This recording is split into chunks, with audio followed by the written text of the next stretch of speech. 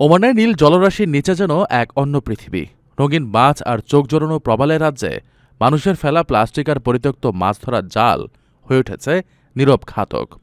এ দূষণের হাত থেকে সমুদ্রের তলদেশকে বাঁচাতে এবার এক অভূতপূর্ব ও শ্বাসরুদ্ধকর অভিযানে নামলেন 52 জন ডুবুরি। ওমানের দিমানিয়াত দ্বীপপুঞ্জের অতল সাগরে ডুব দিয়ে তারা পরিষ্কার করেছেন সমুদ্রের তলদেশ।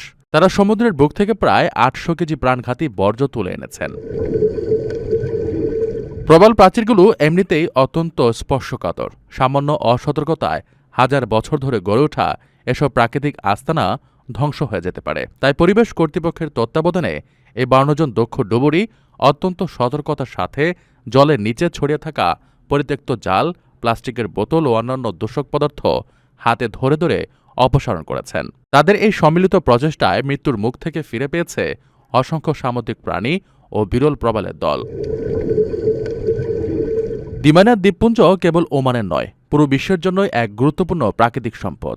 জলের নিচের এই পরিবেশ রক্ষা করার মানে হল বৃহত্তর ইকোসিস্টেম বা বাস্তুসংস্থানকে টিকিয়ে রাখা।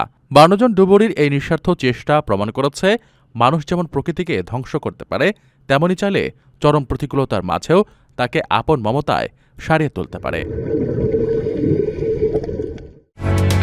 ওমানের সেরা রেট দিচ্ছে বাংলাদেশি প্রতিষ্ঠান গালফ এক্সচেঞ্জ। প্রিয়জনকে টাকা পাঠাতে আজই আসুন আমাদের যে কোনো ব্রাঞ্চে অথবা কল করুন স্ক্রিনে দেয়া নাম্বারে। গালফ এক্সচেঞ্জ, বাংলাদেশিদের প্রিয় এক্সচেঞ্জ।